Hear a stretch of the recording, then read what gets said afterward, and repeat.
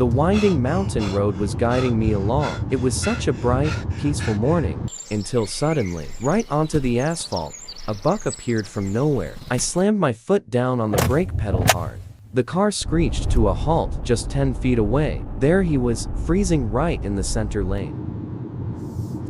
He was heaving for air, his chest moving rapidly. His dark coat was completely soaked with nervous sweat. I knew instantly that something was terribly wrong.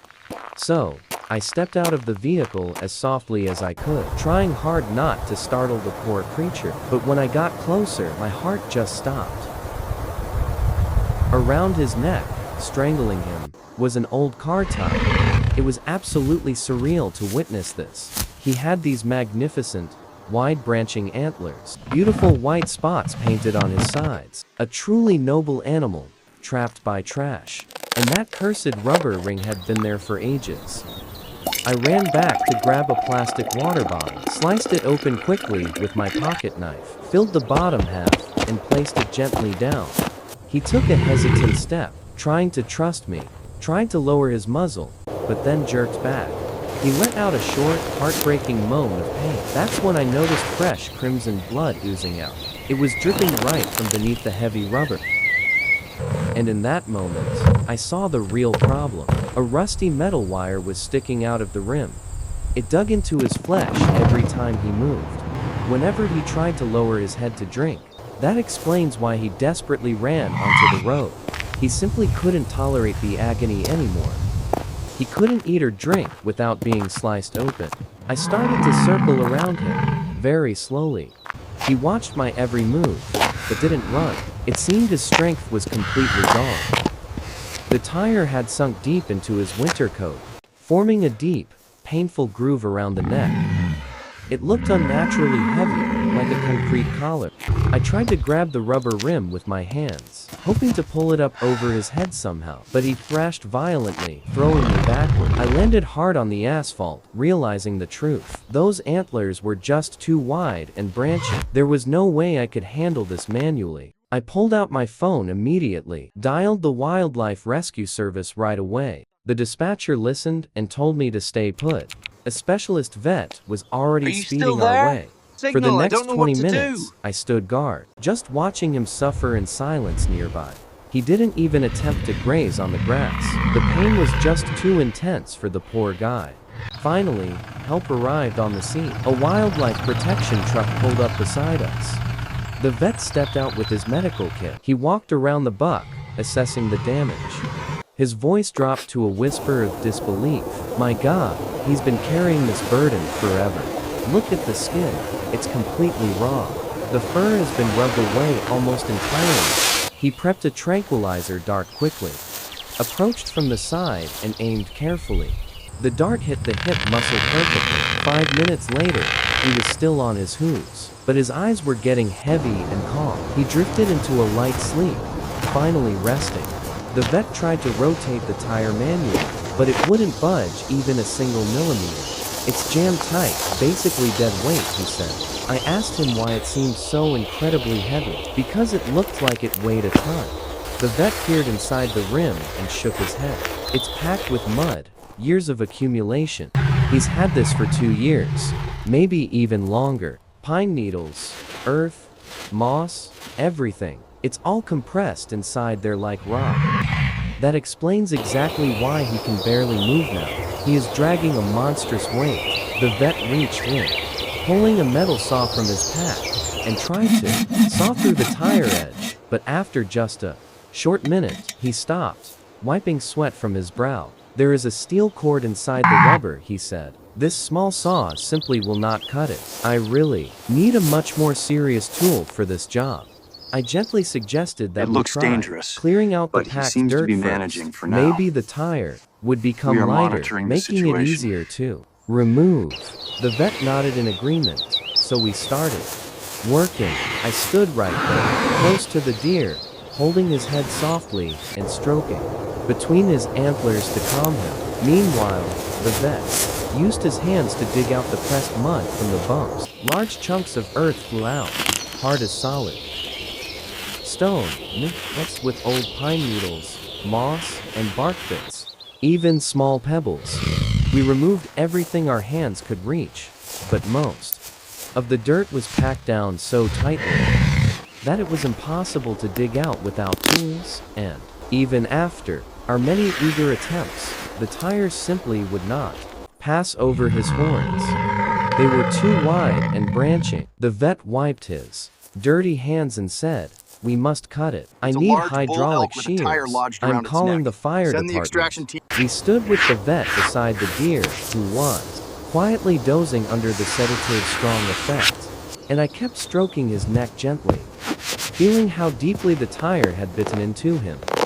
The next 20 minutes dragged on like an eternity. The deer lay still, breathing heavily, and I feared the sedative would wear off before help could arrive.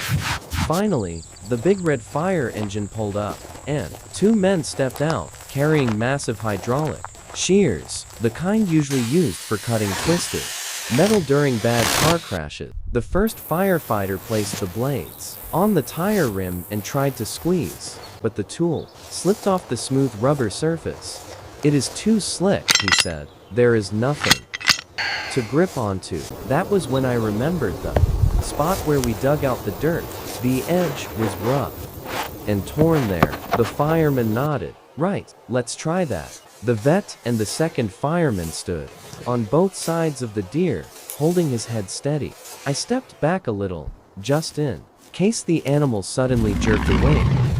The first firefighter set the shears right in the groove where the mud had been. He started pressing the handles. Metal creaked loudly, then a dry, distinct snap echoed. The steel cord inside finally snapped, but the tire still held on, not falling apart completely yet. The fireman moved the shears to the opposite side and pressed down on the handles with all his might. A second snap rang out, and the tire split open. The vet and fireman grabbed both heavy halves, carefully pulled them apart, and removed the collar. The tire hit the asphalt with a heavy, dull thud that echoed through the quiet surroundings. One fireman tried to lift a half tire with one hand, and barely tore it from the ground, whistling in pure surprise. "It is so heavy." I remembered that I had a scale in my trunk, which I always keep with me for fishing trips. I ran to get it, and we weighed both halves right there. Together, they weighed 19 kilos, almost 20 kilograms. That is like carrying a bucket full of rocks on your neck for 2 years straight. Every single minute, the vet ran his hand along the deer's neck, checking the damage. The fur was rubbed away, almost down to the skin, with deep grooves visible. The skin was red and inflamed, but luckily not bleeding at all. He quickly washed the neck with antiseptic from a bottle, then applied a thick layer of healing ointment on all the sore spots. "Not fresh, but not infected either," he said softly. "He is lucky." After that, the vet gave one more shot, an antibiotic, just for safety, since the deer walked 2 years with open neck wounds. Then, he injected the antidote to finally wake the deer from his sedated sleep. Half a minute later, the deer began blinking and slowly lifted his head. I held my breath, watching to see what he would do next. The deer carefully dipped his muzzle down to a puddle by the roadside and drank. He drank long and greedily, as if he could not get enough. I realized these were his first normal sips in an incredibly long time. Then the deer raised his head, turning his neck left, then right, as if checking that he really could move freely again. He walked to a road signpost and began rubbing his neck against it. The vet smiled warmly and whispered quietly, "For the first time in 2 years, he can finally scratch an itch properly." We all stood watching, smiling. After everything that had happened, it was such a touching, beautiful sight. The deer stopped, turned towards us, and for several seconds looked at each of us, one by one, as if trying to memorize our faces. Then he gave a short snort through his nostrils, turned, and walked into the forest. He did not run in panic, but walked calmly, confidently, with his head held high. One fireman carried the tire halves to the truck and asked, how did he even manage to walk with this thing for 2 years? The vet shook his head and explained, some careless person dumped this tire in the woods. Most likely, the deer got it stuck on himself when he was young and had shed his antlers. His head was narrow enough then for the tire to fit, but when the antlers grew back, he could not remove it. For 2 years, the tire filled with mud, becoming heavier every single day, and when the metal cord cut through to the outside a few weeks ago, he could no longer lower his head properly.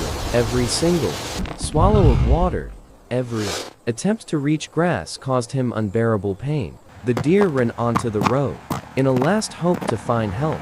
2 or 3 more days, and his heart simply would not have lasted. I stood watching the deer until he vanished between the trees. That meeting lasted less than 3 hours, but I knew for sure that I would remember it all my life.